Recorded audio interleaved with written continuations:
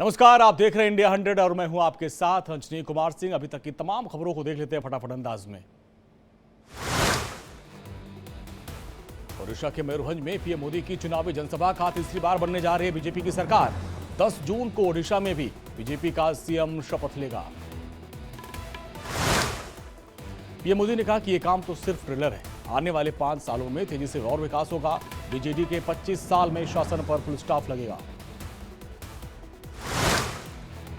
पश्चिम बंगाल के मथुरापुर में प्रधानमंत्री मोदी ने जनसभा किया।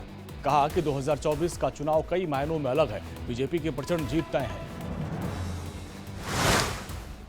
पीएम मोदी ने टीएमसी पर ज्यादा निशाना। कहा टीएमसी और इंडी जमात वाले बौखलाए हुए हैं, केंद्र के भेजे पैसे खा जाती है टीएमसी, विकसित बंगाल के लिए ताकत लगा दूंगा।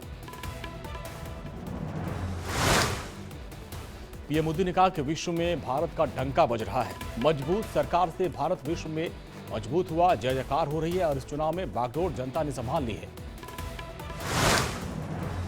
पीएम मोदी ने कोलकाता में रोड शो किया और उसका वीडियो शेयर किया। लिखा, शानदार ऊर्जा और स्नेह को हमेशा संजो कर रखूंगा। बिहार के काराकाट में राजनाथ सिंह ने भरे हुंकार। कहा आरजेडी की निकलती जा रही हवा, लालटेन का तेल अब खत्म हो गया। काराकाट में राजनाथ सिंह ने कांग्रेस पर भी हमला किया। कहा डायनासोर की तरह धरती से गायब हो जाएगी कांग्रेस। महाराजगंज में अमित शाह ने जनसभा को संबोधित किया। कहा 4 जून को दोनों शहजादे ईवीएम खराब होने का राग अलापेंगे, ईवीएम पर फोड़ेंगे हार का ठीकरा। कुशीनगर में सीएम योगी ने जनसभा की। कहा देश में पीएम मोदी के नाम की सुनामी है, जनता कह रही है जो राम को लाए हैं हम उनको लाएंगे। सीएम योगी ने कहा कि पहले गरीबों की जमीनों पर कब्जा होता था, आज देश से आतंकवाद और नक्सलवाद का खात्मा हो गया। सीएम योगी ने विपक्ष पर बोला हमला। का विपक्ष वाले तालिबानी शासन करना चाहते हैं, बहन बेटियों के साथ वो कैद करना चाहते हैं। सीएम योगी ने कहा कि मोदी के नेतृत्व में देश का मान सम्मान बढ़ा है, आज गरीबों को हर योजना का लाभ मिल रहा है। सीएम योगी ने 400 सीट जीतने का दावा किया। कहा आज 400 पार आम आदमी के लिए एक मंत्र है, हर जगह इस नारे की गूंज है। आरक्षण पर सीएम योगी ने कांग्रेस को घेरा। कहा इंडी गठबंधन ने संविधान का गला घोटने का काम किया है, देश पर्सनल लॉ या शरिया कानून से नहीं चलेगा। गोरखपुर में सीएम योगी ने बच्चों से मुलाकात की। गोरखनाथ परिसर में बच्चों को चॉकलेट खिलाते नजर आए। वाराणसी में बीजेपी के युवा नेता तेजस्वी सूर्या ने कहा जनता का उत्साह बता रहा है कि पीएम मोदी के पक्ष में लहर और तूफान है। हिमाचल के कुल्लू में प्रियंका गांधी वाड्रा ने बीजेपी पर हमला किया। कहा पीएम मोदी ने पूरे कार्यकाल में रोजगार ठप हो गया, हमारे देश में आज सबसे ज्यादा बेरोजगारी है।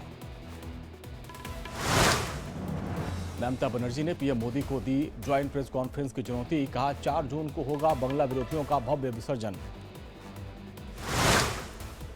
आचार्य प्रमोद कृष्णम ने पीडीए के खिलाफ खोला मोर्चा। कहा पीडीए से देश को बचाना है और एक बार फिर से मोदी सरकार ही लाना है। ममता के केंद्र पर लगाए आरोपों पर अमित मालवीय का पलटवार। कहा केंद्र से जाती है एनडीआरएफ की सैलरी, ममता बनर्जी अपने जो तुच्छ राजनीति है उसको वो एनडीआरएफ को न करे शामिल। वित्त मंत्री निर्मला सीतारमण ने पंजाब सरकार पर बोला हमला। कहा केंद्र के दिए पैसों का इस्तेमाल नहीं कर पा रही है पंजाब की सरकार, जनता को बेवकूफ बना रहे हैं। नारद राय ने अखिलेश यादव पर किया हमला। कहा मेरे खून पसीने सिंची हुई पार्टी है ये, अखिलेश मुझसे बनाए रखना चाहते थे दूरी और मैंने भी अखिलेश से अब दूर रहने का संकल्प लिया है। पटना में चिराग पासवान ने कहा कि इंडी गठबंधन के पास न तो कोई नेता है न कोई नीति है, एक व्यक्ति को हराने के लिए झोंक दी है सबने पूरी ताकत। तेजस्वी यादव ने एनडीए पर किया प्रहार। कहा गुजरात से ज्यादा सांसद एनडीए के तो बिहार में मिले, फिर भी बिहार के लिए कुछ नहीं किया, सिर्फ गुजरात के लिए काम किया। दानापुर में मीसा भारती ने पीएम मोदी पर साधा निशाना। कहा पीएम बेरोजगारी और महंगाई पर नहीं बात करते हैं। ओडिशा में बीजेडी नेता वीके पांडियन ने जीत का दावा किया। कहा 9 जून को भूमिपुत्र सत्ता संभालेगा। राजस्थान के मंत्री मदन दिलावर ने डोटासरा के बयान पर पलटवार किया। कहा, हमारी सरकार भ्रष्टाचार नहीं करेगी बर्दाश्त। अरविंद केजरीवाल को सुप्रीम कोर्ट से बड़ा झटका। सुप्रीम कोर्ट ने नहीं स्वीकारी अंतरिम जमानत बढ़ाने की याचिका। 2 जून को तिहाड़ जेल में सरेंडर करना ही होगा। केजरीवाल पर हमीरपुर में अनुराग ठाकुर ने हमला किया। कहा, 47 डिग्री सेल्सियस में रोड शो कर रहे हैं, लेकिन बेल के लिए पर्याप्त तबीयत का बहाना बना रहे हैं। विभव कुमार ने अपनी गिरफ्तारी को चुनौती दी। हाईकोर्ट में याचिका दाखिल की। कहा, मेरी गिरफ्तारी अवैध है और मुझे जबरदस्ती कस्टडी में रखने का मुआवजा मिलना चाहिए। अमृतसर में उत्तराखंड के सीएम पुष्कर सिंह धामी ने बीजेपी के राष्ट्रीय महासचिव तरुण चुग के लिए मुलाकात की और दोनों को लेकर चुनाव को लेकर चर्चा हुई। कर्नाटक के डिप्टी सीएम डीके शिवकुमार ने उपराष्ट्रपति जगदीप धनखड़ से मुलाकात की। फूलों का गुलदस्ता भेंट किया। पूर्व पीएम चौधरी चरण सिंह की पुण्यतिथि पर उपराष्ट्रपति जगदीप धनखड़ और जयंत चौधरी ने नमन किया, फूल चढ़ाकर श्रद्धांजलि दी।